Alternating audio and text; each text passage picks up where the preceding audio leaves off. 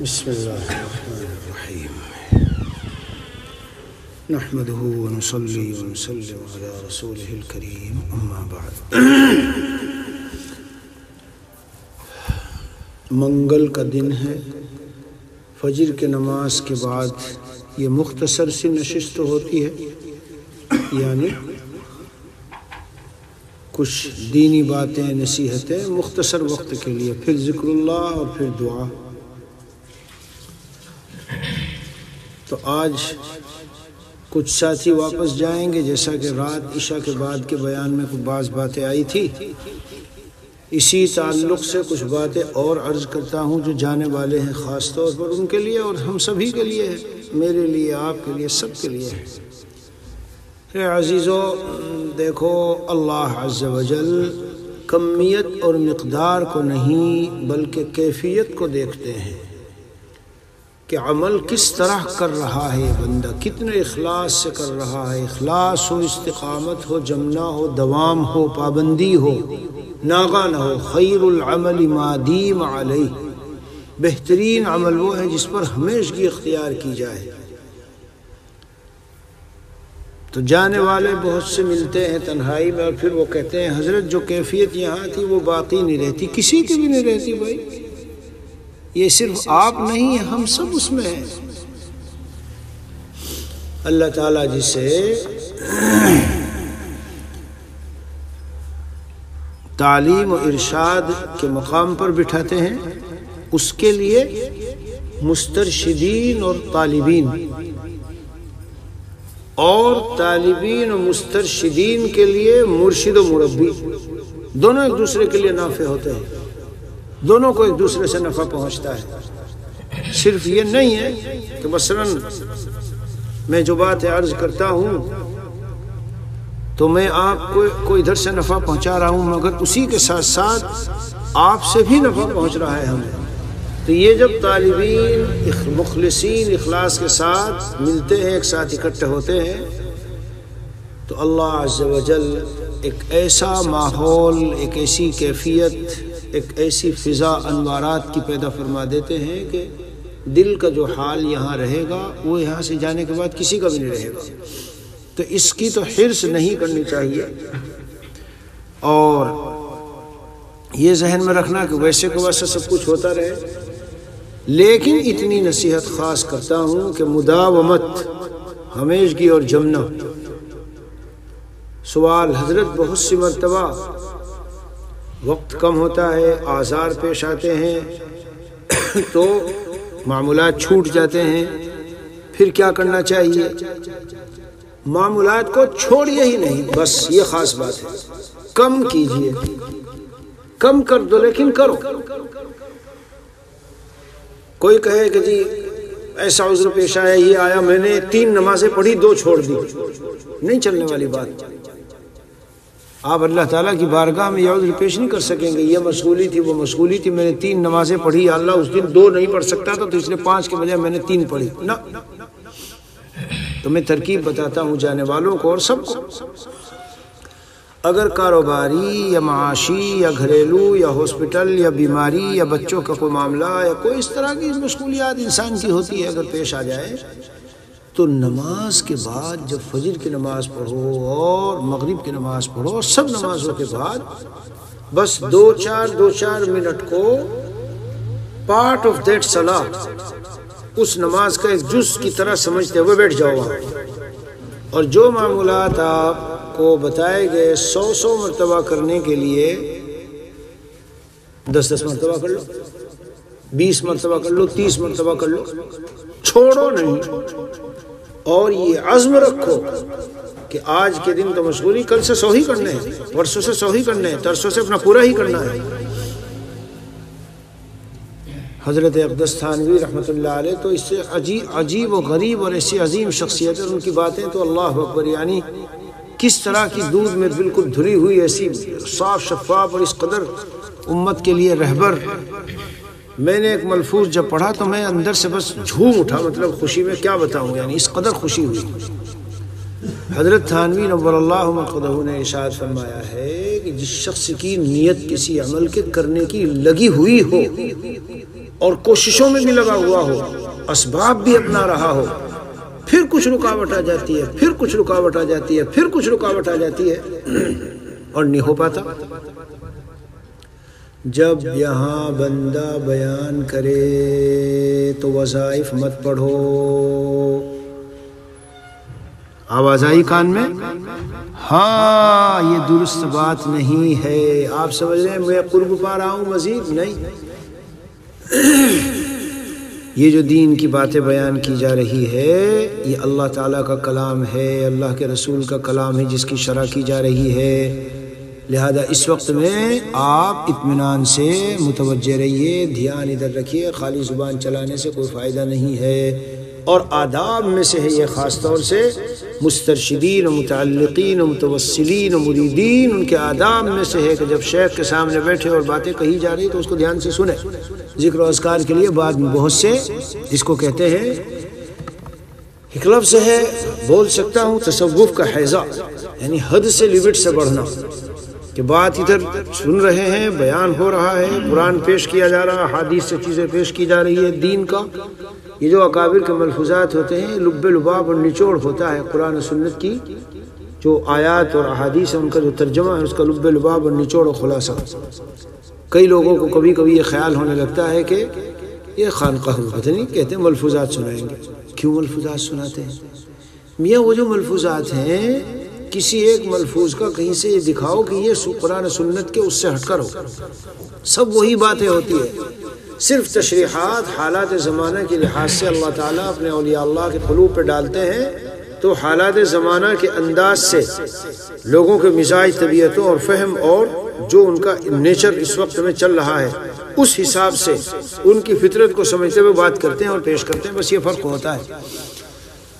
تو بہرحال میں کیا عرض کر رہا تھا، یہ فرمایا کہ اگر کسی کی نیت مضبوط ہو، پختہ عزم ہو اور اسباب اختیار کر رہا ہو، پھر نہیں اٹھا جا رہا ہو، ہم سے ہوتا ہے بہت مرتبہ تہجد میں اٹھنے کی پوری کوشش، جلدی بھی سو گئے، لیکن پھر کچھ ایسا حادث پیش آیا کہ جو الارم لگایا تھا وہ بجا ہی نہیں، یا جو الارم لگایا تھا طبیعت خراب تھی، رات سر میں درد تھا، نیند بہت دیر سے آئی، تو جیسے ہی بجا بس فوراً بند کر دیا، احساس بھی نہیں ہوا۔ اب جب صبح کو اٹھے تو خیال آیا اوفو، میں سمجھ گیا مجھ سے کیا غلطی ہوئی۔ غلطی یہ ہوئی کہ میں نے اسے قریب رکھا، آج سے ذرا دور رکھوں گا۔ اب اگلے دن دور رکھا تو پہلے سے سائلنٹ پہ ڈالا ہوا تھا، اب وہ سائلنٹ پہ پڑا ہوا، اب وہ بج نہیں رہا۔ دوسرے دن اٹھا، اوفو آج پھر تہجد گئی، اب کیا کروں، اچھا چلے، او ہو یہ اس پہ تھا سائلنٹ پہ، چلو اگلے دن اس کو سائلنٹ پہ بھی پتہ چلا کہ بیٹری اس میں 20% بچی ہوئی تھی، 4 گھنٹے رات کے گزرتے گزرتے وہ بیٹری صبح تک ختم ہو گئی، وہ ختم ہو گیا۔ یہ میں سمجھانے کے لیے مثالیں دے رہا ہوں۔ کیسی مثالیں کہ یہ نہیں کہ مطلب اختیار سے آپ مزے کے ساتھ 1:30 بجے سو رہے، 2 بجے سو رہے، دلی بمبے کراچی کی زندگی میں مزے لے رہے ہیں اور پھر کہتے ہیں مجھے صبح اٹھا نہیں جاتا۔ حضرت والا رحمۃ اللہ علیہ کے خاص الخاص بہت ہی قریبی نے مجھ سے پوچھا جب میں خانقاہ میں رہتا تھا، چونکہ حضرت والا کی اس قدر شدید محبت تھی، جنہوں نے دیکھی صرف وہ اس کی بس وہ جانتے ہیں، باقی کسی کو اندازہ نہیں ہوگا۔ اس قدر شدید محبت حضرت کو، اتنی زیادہ کہ ایک مرتبہ مجھ سے فرمانے لگے بھائی تم اپنا کمپیوٹر یہاں لا کے کتاب لکھو، میرے ہی کمرے میں تم رہا کرو، مستقل کتاب بھی لکھو تو یہاں لکھو، 24 گھنٹے ہی رہو، میری نظروں سے غائب نہ ہو۔ اس طرح اور ایسے جملے، ایسی باتیں کہ مجھ کو شرم آئے گی کہ میں آپ کو بتاؤں، مطلب اتنے اونچے، اتنے بلند کہ بس وہ بھائی اللہ کے اور ہمارے درمیان میں ہے، اس کو بتانے کی ضرورت نہیں ہے۔ لیکن بات سے بات نکل گئی تو میرا مجھ سے پوچھا صاحب صبح میں آنکھ نہیں کھل پاتی، کیا معذور سمجھا جاؤں گا میں؟ کیونکہ اگر رات کو لیٹوں بھی تو دیر سے نیند آتی نہیں جلدی نیند۔ میں نے کہا کہ بہت ادب سے، میں نے کہا حضرت میں تو آپ سے خود اصلاح لیتا ہوں اور آپ سے خود مشورے کرتا ہوں، لیکن بہرحال دین و شریعت کا جب معاملہ ہے تو میں وہی بتاؤں گا جس کو میں صحیح سمجھتا ہوں، یہ نہیں کہ مروت میں اور لحاظ میں ویسے ہی کچھ بھی زبان سے بول دوں ورنہ تو عند اللہ ماخوذ ہوں گا، میں مجرم ہوں گا عند اللہ۔ تو میں نے کہا حضرت ایسا ہے کہ اس میں تو بس اتنا عرض کروں گا کہ چونکہ عام طور سے سونے میں بہت ہی دیر ہوتی ہے یہاں، کبھی 1-1:30 بج رہا ہے، کبھی 2-2:30 بج رہے ہیں، تو میں نے کہا پھر تو بالکل تہجد پڑھی جانے کی کوئی صورت نہیں رہتی، اس لیے 1 دن 2 دن لیٹنا شروع کریں گے حضرت، اور پھر تو یعنی 1 دن نیند نہیں آئے گی، 2 دن نہیں آئے گی، 3 دن نہیں آئے گی، لیکن آہستہ آہستہ عادت بنے گی، اور جب عادت بن جائے گی آہستہ آہستہ تو آنکھ بھی کھلنی شروع ہو گئی، نیند آنی بھی شروع ہو جائے گی، ترتیب قائم ہو جائے گی، اور تم چلے جا رہے ہو بعض یہاں سے۔ رسول اللہ صلی اللہ علیہ وسلم کی زندگی کے میں یہ پہلو بتاتا رہتا ہوں، کیونکہ آج ایمان کے لالے پڑے ہوئے ہیں، میں وہاں رہتا ہوں نا، مجھ کو علم ہے کہ کس طرح سے ایمان جا رہا ہے نیٹ ویٹ کے ذریعے سے۔ حضور صلی اللہ علیہ وسلم کی سنتوں میں سے کیا ہے؟ عشاء کے بعد جلدی سونا اور جلدی اٹھنا۔ جاؤ آج سائنسدانوں سے پوچھے جنہوں نے تحقیق کی ہے کہ عشاء کے فوراً بعد کا سونا 12 بجے تک یہ اپنے اندر کتنی تاثیر رکھتا ہے، غالباً ڈبل یا ٹرپل، یعنی 3 گھنٹے سونا غالباً انہوں نے لکھا ہے کہ 9 گھنٹے سونے کے برابر ہے، اور 12 کے بعد جو آدھی رات ہے اس وقت میں 3 گھنٹے سونا 6 کے برابر ہے، اور بعد میں 3 گھنٹے سونا 3 کے برابر ہے، اور فجر کے بعد 9 گھنٹے سونا 3 کے برابر ہے، الٹا۔ یعنی اس میں اگر تھوڑی بہت مجھ سے اونچ نیچ بھی ہوئی ہو، لیکن مقصد مضمون کیا ہے؟ جو سنت حضور صلی اللہ علیہ وسلم نے بغیر کسی کالج یونیورسٹی میں گئے ہوئے، کسی محقق ریسرچ کرنے والے اور یہ کرنے والے اور وہ کرنے والوں، کسی سے بغیر اس کے من جانب اللہ ہم کو دی کہ عشاء کے فوراً بعد سو کے دیکھیں کوئی اتنی مزے کی نیند، عافیت والی، راحت والی، آپ 4-5 گھنٹے سوئیں گے اور لگے گا بالکل تھکاوٹ ایک دم صاف ہے، ختم۔ اور وہ جو رات کو 1:30 بجے سوتے ہیں، پھر وہ صبح کو 11 بجے ان کی صبح ہوتی ہے، اور پھر بھی طبیعت میں وہ نشاط پیدا نہیں ہوتا۔ تو سنت کی زندگی میں فائدے ہی فائدے ہیں۔ کمال کی بات یہ ہے کہ دوسروں نے لے لی اور ہم وہاں چلے گئے، قعر ذلت میں جا کے گر گئے۔ جتنے گورے انگریز ہیں وہاں ہمارے یہاں عشاء جب ہم پڑھتے ہیں کوئی جاگا ہوا نہیں ملے گا، کوئی نہیں ملے گا جاگا، سب سوئے ہیں، اور صبح کو 4 بجے ان کے گھروں سے گزرو تو ٹپ ٹپ ٹپ باتھ روم سے پانی گرنے کی آواز آئے گی آپ کو کہ سب نہا رہے دھو رہے، اور 4:30-5 بجے وہ بریک فاسٹ وغیرہ کر کے، اور 5-5:30 بجے 6 بجے باہر سب۔ انہوں نے لے لی ہماری زندگی، اور ہم نے جو ہے جو سنت کی چیزیں تھی ان کو مولویوں کی باتیں کر کے، مولوی ملاؤں کی باتیں سب چھوڑ ڈالی۔ عشاء کے بعد جلدی سوئی، یہ بھی جانے والوں سے کہتا ہوں، یہ نہیں چلے گا بھائی، اللہ تعالیٰ کے ہاں جی وہ دلی بمبے کی فضا یہ ہے، اور وہاں کا ماحول یہ ہے، اور اس میں نیند نہیں آتی، اور یہ سب چلنے والی باتیں نہیں ہیں۔ وہیں دلی بمبے میں اللہ والے ہوں گے بعض جو جلدی سو رہے ہوں گے، جا کے دیکھ لو کیوں نیند نہیں آتی۔ نیند تو عادت ڈالو، پہلے دن نہیں آتی، دوسرے نہیں آتی، تیسرے نہیں آتی، لیکن صبح کو فجر سے پہلے 1-1.25 گھنٹہ پہلے اٹھنے کا معمول ہر سالک جو یہ چاہتا ہے کہ میں اللہ کا ولی بنوں ہونا چاہیے۔ پابندی کرو اس کی بھائی، حلال رزق وغیرہ اور سارا، میں تو کہتا ہوں اس وقت کا مانگنا ایسا ہے کہ آپ کو اللہ تعالیٰ ساری دنیا کی چیزوں سے بے نیاز کر دیں گے، اتنا عطا فرمائیں گے اس وقت کی آہوزاری کی برکت سے، اتنا عطا فرمائیں گے کہ جتنے دھکے اور کھانے والے ہیں سب ادھر ادھر محنتیں کرنے والے۔ یہ جملہ مجھے اس لیے یاد آتا ہے کہ مجدد تھانوی نے جہاں چاشتی کی نماز پہ لکھا، تو چاشتی کی نماز کے بعد لکھا ہے کہ دیکھ لو اللہ تعالیٰ کتنا کھلا اعلان کر رہے ہیں، یبن آدم ارکع لی 4 رکعات اول النہار اکفک آخرہ، اے انسان 4 رکعت دن کے شروع میں میرے لیے پڑھ لیا کر، دن کے آخر تک تجھے کافی ہوں۔ حضرت اقدس تھانوی فرماتے ہیں یہ 4 رکعت نہیں پڑھنے کو تیار، لیکن ٹھوکریں کھا رہا ہے اور مصیبتیں اٹھا رہا ہے اور زحمتیں جھیل رہا ہے پورے دن۔ سب کے لیے جتنے بیٹھے ہیں پیغام، اٹھیں گے ہم، ہر قسم کی جدوجہد اور محنت کریں گے، لیکن چاشتی کی 4 رکعت نماز پڑھنے میں کیا جاتا ہے؟ 10 منٹ کی محنت ہے، مگر نفس و شیطان پڑھنے نہیں دیتا۔ ورنہ کتنی معقول باتیں اگر ایمان سینے میں رکھتے ہیں اور یہ مضمون مانتے ہیں، حدیث میں ہے مضمون، حدیث قدسی، اللہ فرمانے 4 رکعت پڑھ لو میرے لیے دن کے شروع حصے میں تمہاری ضرورتوں کے لیے آخر تک کافی ہوں۔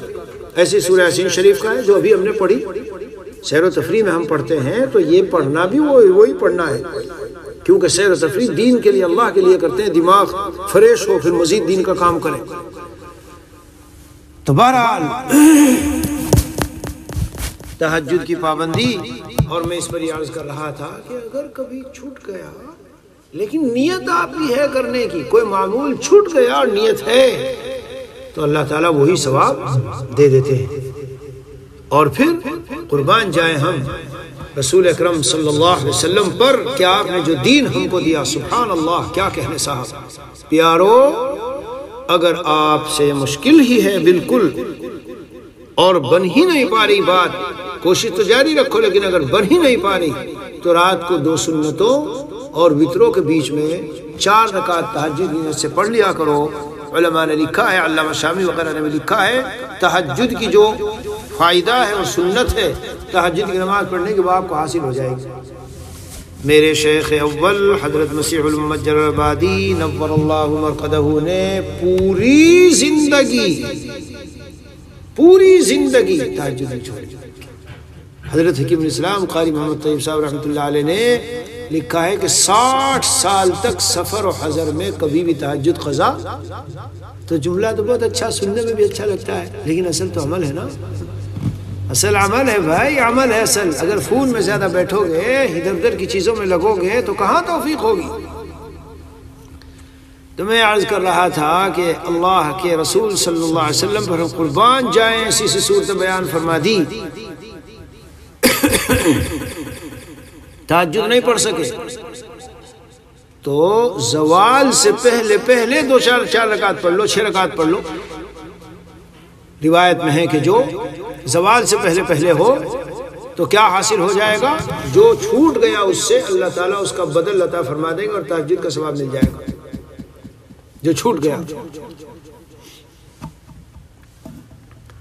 رہ گیا۔ جیسے یہ ہمارے حیدرآبادی بتاتے تھے کہ بھائی تہجد کے لیے اٹھایا تو کہہ لے وہ میں نے کر لی، نیت کر لی، بس مجھے ثواب مل جائے گا، اٹھانے کی ضرورت نہیں، وہ تو میں نے سنت پڑھ لی نا، جو فجر پڑھ لے جماعت سے اور یہ پڑھ لے جماعت سے، اسے ثواب ہے پوری رات کے۔ تو یہ سب چلنے والی باتیں نہیں ہے بھائی، یہ اپنے نفس کو، اپنے آپ کو تسلی دینے کی بات ہے۔ وہ تو سب جب ہوتا ہے کہ ارادہ ہے، کوشش ہے، اور پھر اٹھ نہیں پائے۔ بہرحال تو تہجد چھوٹنے کی ترتیب، یعنی چھوٹ جائے تو تلافی کی صورت، نمبر 1 تو یہ ہے کہ رات کو 2 سنتوں اور وتروں کے بیچ میں 4 رکعت پڑھنے کا معمول رکھیے۔ تو اگر نہ آنکھ کھلی پرواہ نہیں، کیونکہ وہ پڑھ لی تھی ہم نے رات۔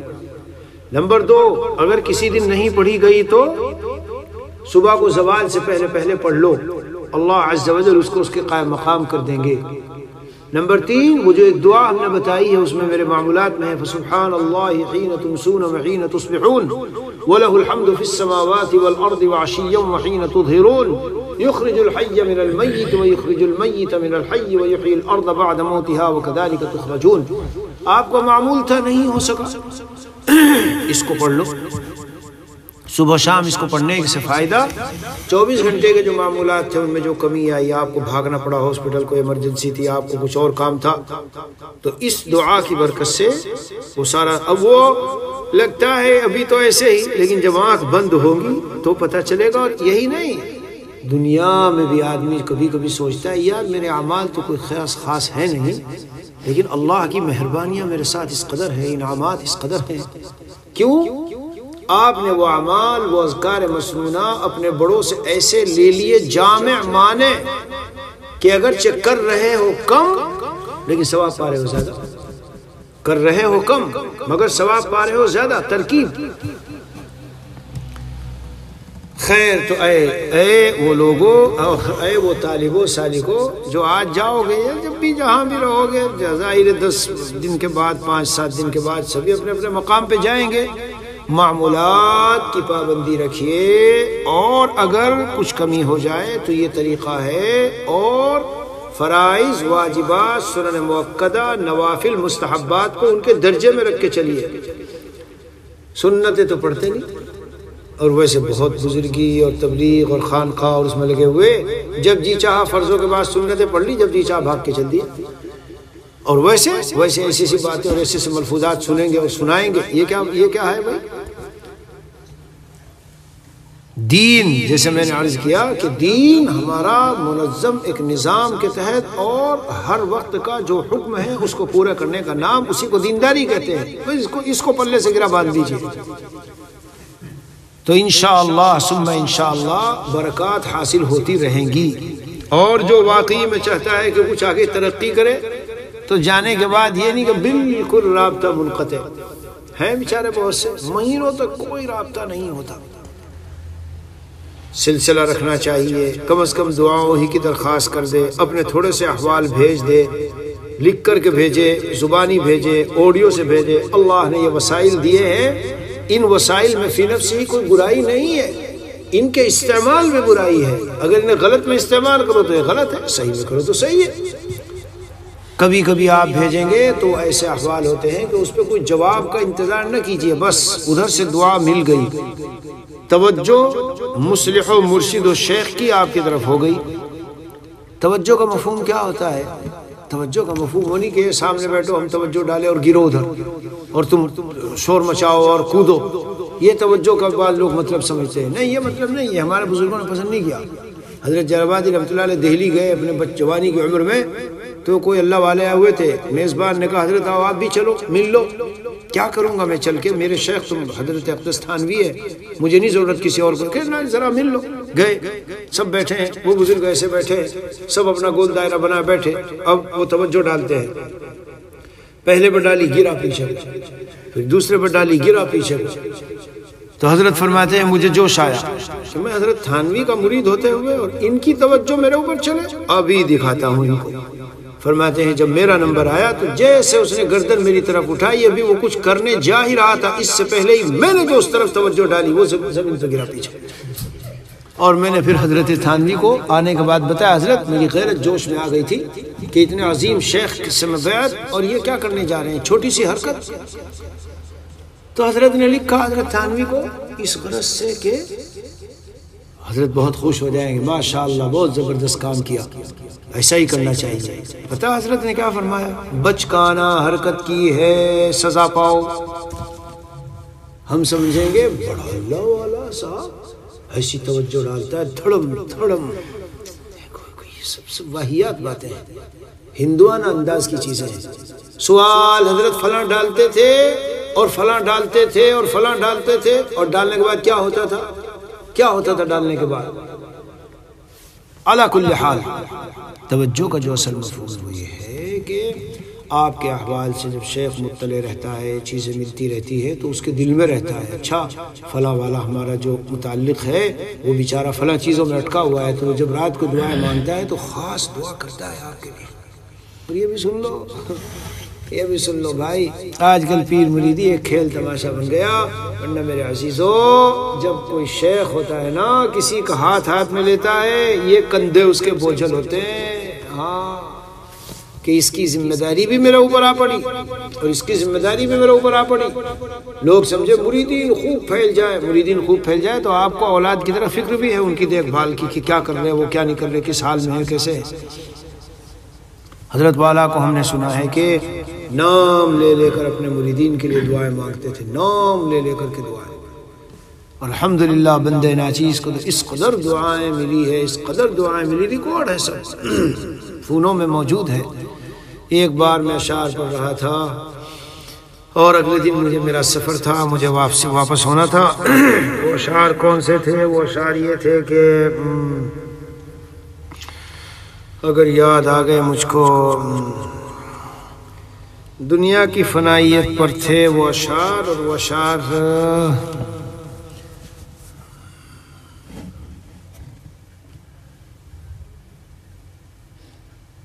تم ہی سے ہے جنت بھی جنت ہماری، تم ہی گر نہ ہو تو میں ہوں ناری، اور ارے جی رہے ہو یہ کس کے سہارے، جو ہو جائیں گے کہ ہو جائیں گے مرنے سے ہو جائیں گے سب کنارے۔ یہ بنگلوں کے یہ بہت خوش نما ہیں یہ بنگلے تمہارے، یہ رنگین جھرمٹ یہ نظارے تمہارے، وغیرہ اس طرح۔ بہرحال ایک وہ تھے، میں نے حضرت کو پڑھے، اتنے خوش ہو گئے، کہا پھر پڑھو، میں نے پھر پورے پڑھے، کہا پھر پڑھو، میں نے پھر پورے پڑھے، پتہ نہیں کتنی مرتبہ۔ مجلس کا کوئی وقت نہیں رہا اس دن، چلتی رہی رات کو عشاء کے بعد چلتی رہی، اور اخیر میں حضرت نے بڑی حسرت کے ساتھ میری طرف دیکھ کے کہا اللہ تمہیں جزائے عظیم عطا فرمائے، جزائے عظیم عطا فرمائے، جزائے عظیم عطا فرمائے، تم نے ہمارا دل خوش کر دیا۔